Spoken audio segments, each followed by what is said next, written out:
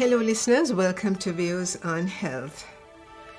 And as yet another Monday evening comes by, a pleasure to have with me on the program today Dr. Maulee Arambawela, who's a consultant endocrinologist and a senior lecturer at the Faculty of Medical Sciences, University of Sri Lanka.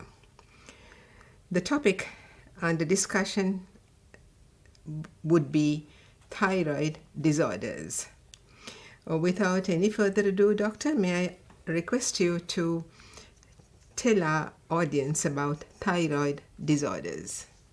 Yes, thank you for the introduction. It's a pleasure to be here. So, thyroid disorders is fairly common among Sri Lankans. And if I were to broadly say as to where the thyroid gland is, it's a small butterfly-shaped gland in your neck, and it produces a hormone called thyroxine. And this thyroxine hormone is very important in terms of growth and development. For a child or a baby, it is very important for the child to grow tall and also for the brain development and neurocognitive development. And even in adult life, it's extremely important because thyroxine hormone is very important in all your the body's metabolic processes, and it's also important for your muscles, bones, your cardiac health, then also your mental health, as well as reproductive function, gastrointestinal function, and so on.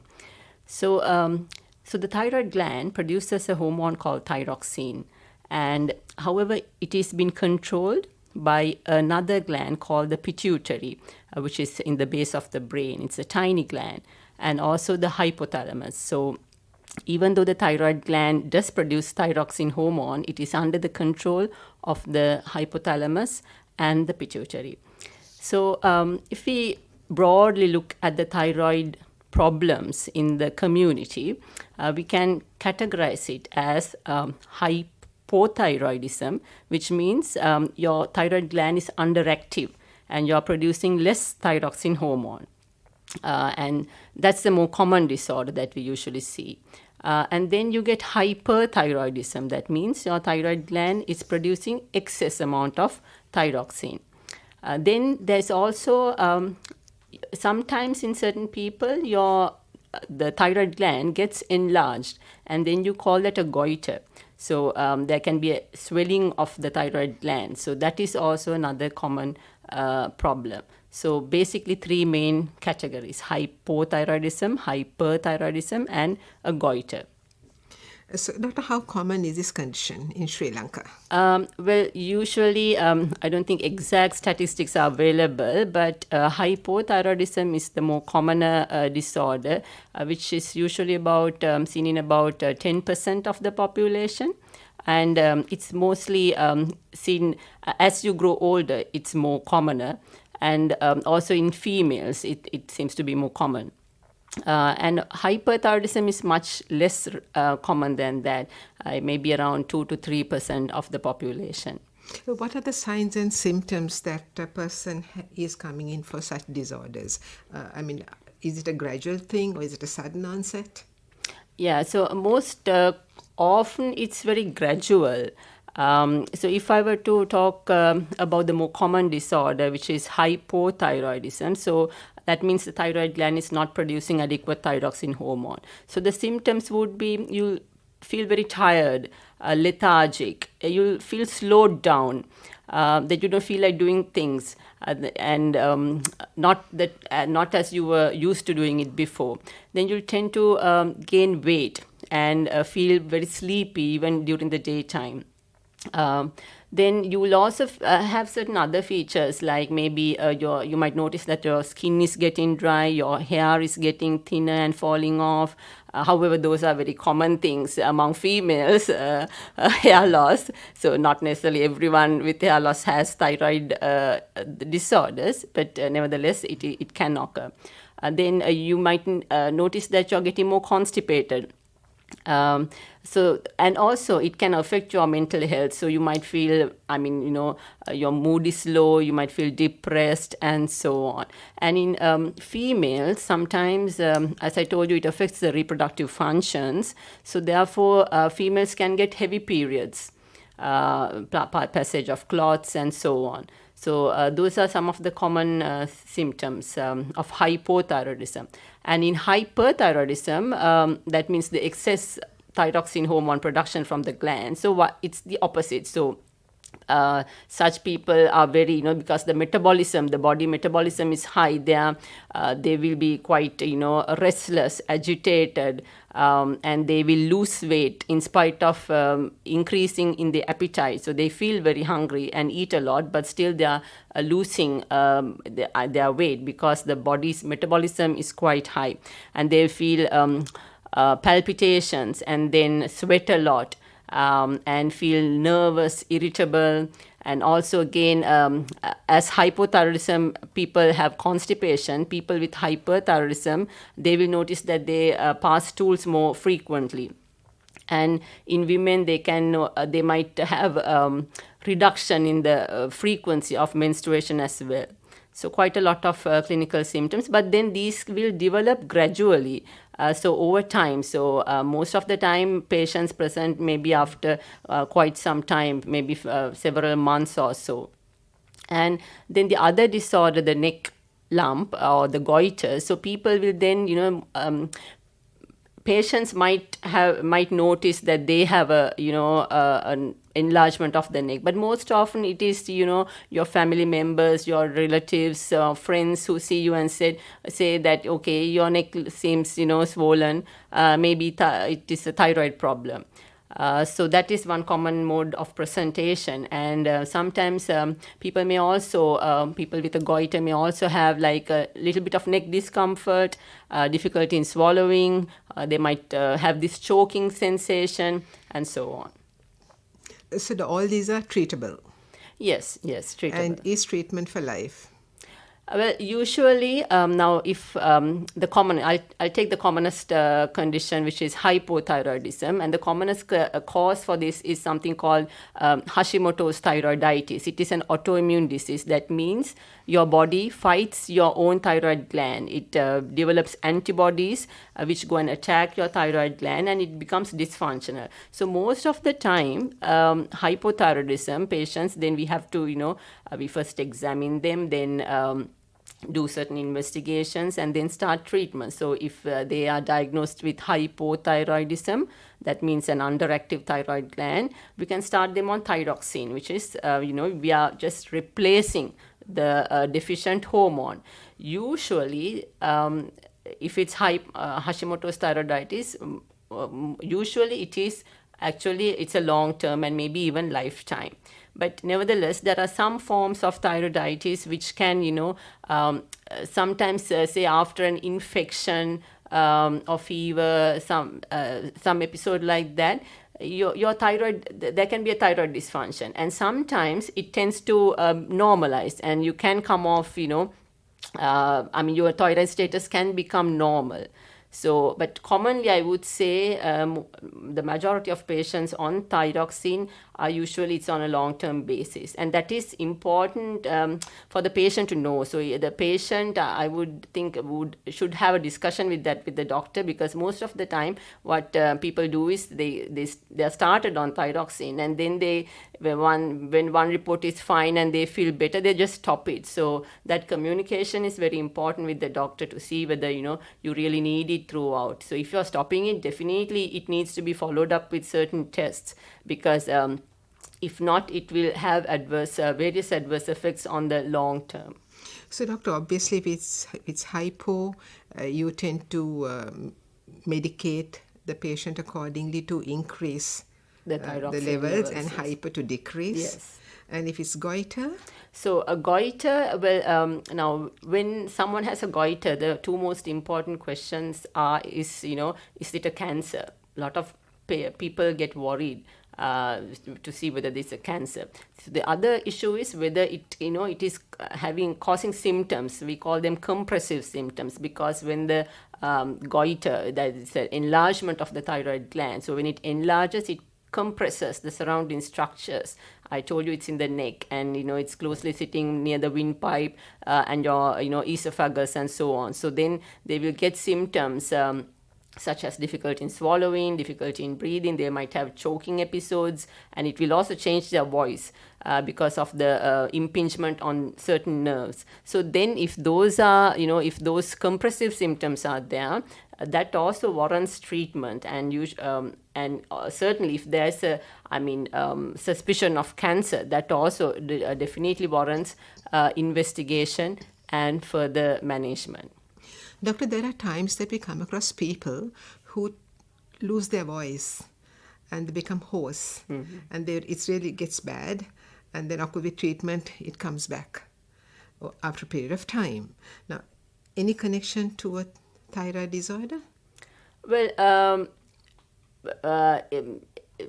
hoarseness due to a thyroid disorders, it can happen in patients with hypothyroidism, underactive thyroid gland. That is because various material get deposited in the vocal cords. But once thyroxine is replaced and that status is relieved and your thyroid functions become normalized, then of course the hypothyroidism goes away and you get your voice back.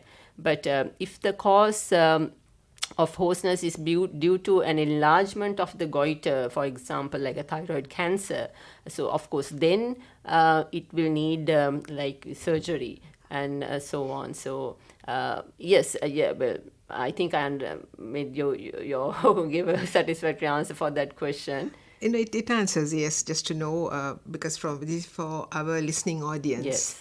They also would be concerned about some of these aspects. Yes. From about what age does one present with these symptoms, or is it something that is in the system from birth that doesn't either produce or overproduces, that will eventually lead to it? Well, so thyroid dysfunctions, I would say, especially hypothyroidism, is more common towards the older age.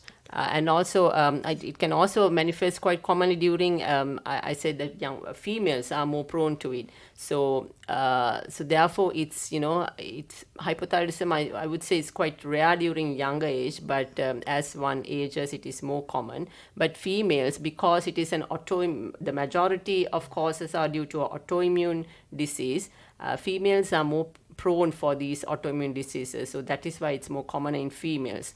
Even hyperthyroidism, again, one of the commonest causes for that is something called Graves' disease. So that again is more common in females. So females, being a female, and maybe the age group might be around maybe 30s, 40s. So that age, such ladies are more prone. But I'm not saying that this is only limited to females. I'm saying it's the female, being a female puts you at risk, but definitely it is seen in the male gender as well. So there's a treatment entail just medication, or would it lead to surgery at any stage? So hyperthyroidism, because the causes are there are several causes. Sometimes it could be due to a Graves' disease, which is an autoimmune process, and sometimes it is sometimes people get a goiter and various nodules. So the goiter can have various nodules, which kind of autonomously they start secreting large amounts of hormone.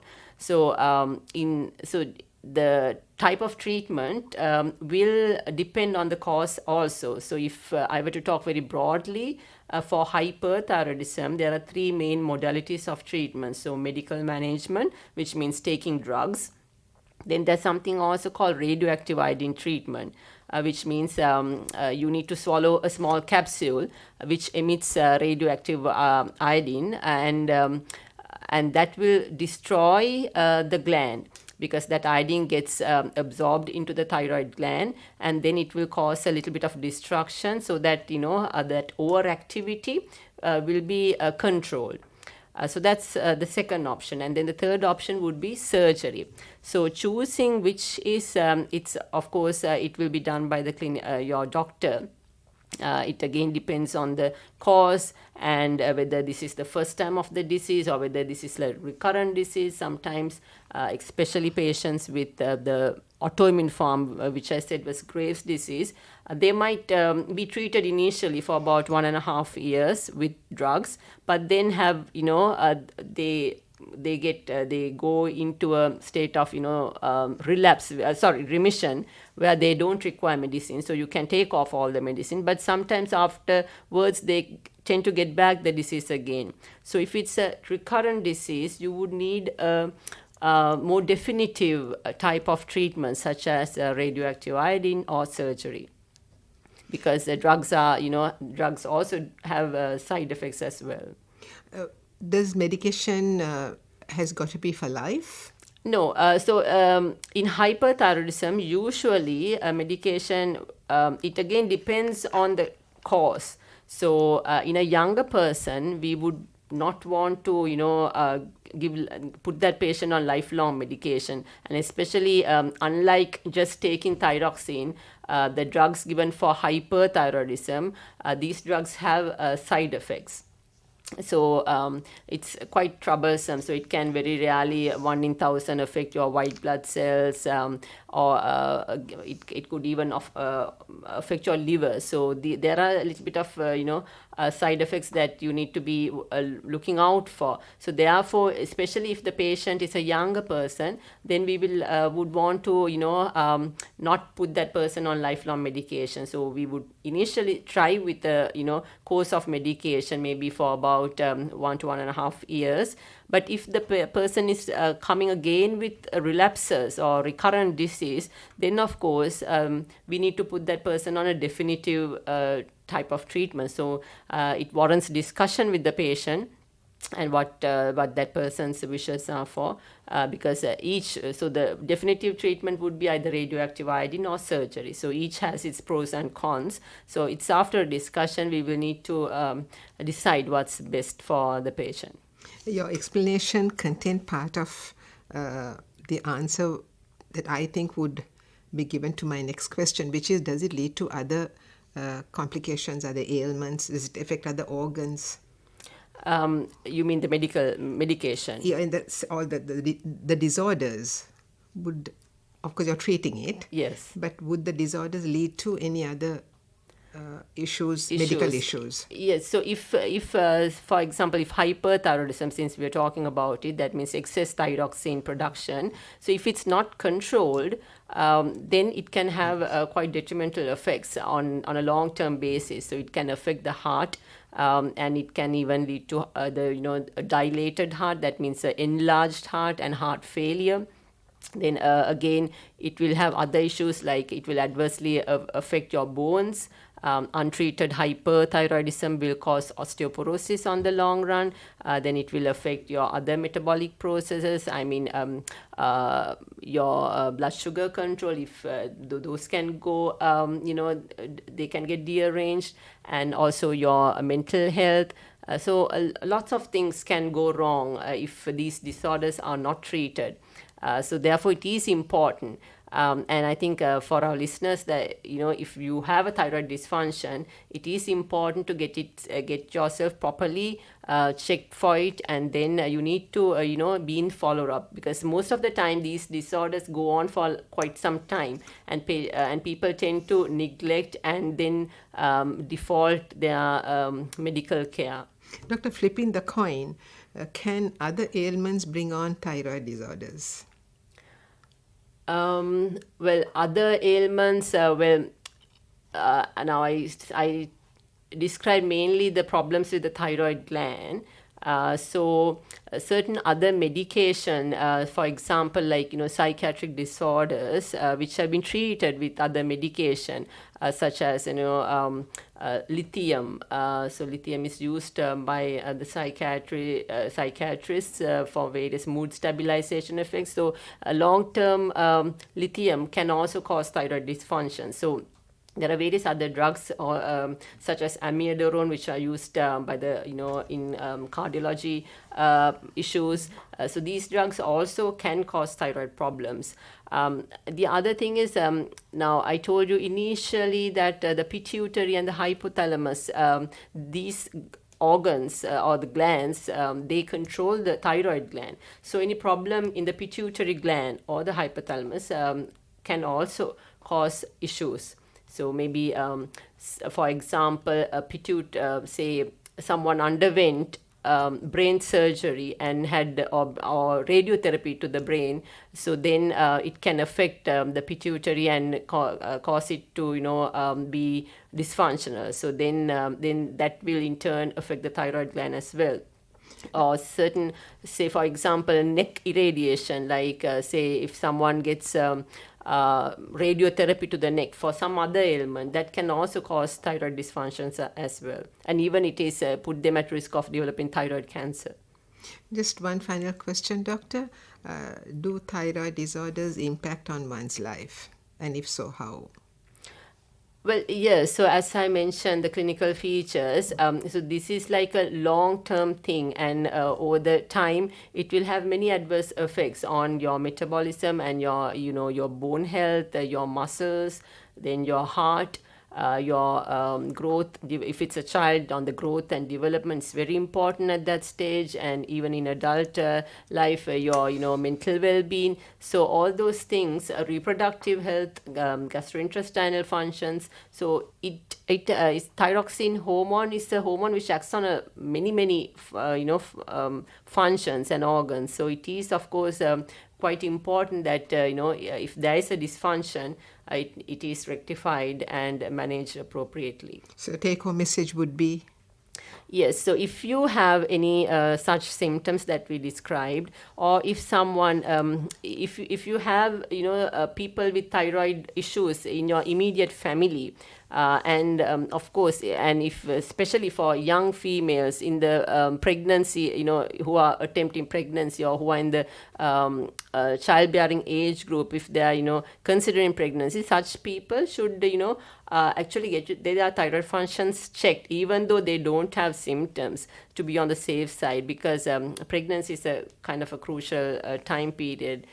We need to look after the fetus as well. So if you have those symptoms, please do meet your doctor and get those sorted. So that there won't be an impact on the pregnancy or the fetus? Yes.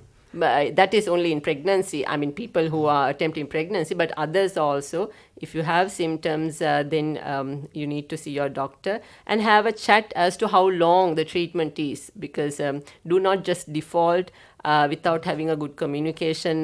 So the communication is extremely important, I would say. Thank you, doctor. On that note of advice, we end this interesting discussion on thyroid disorders. We're grateful to you, Dr. Maulee Arambawela, consultant endocrinologist and a senior lecturer, Faculty of Medical Sciences, University of Sri Lanka, for being with us on the program and sharing your expert knowledge on thyroid disorders. Thank you very much, doctor. Thank you very much. My thanks also go to Achala Gunasekara for technical assistance. I'm Fatima Razi Kader. Saying good night and looking forward to your company next Monday, same time on Views on Health.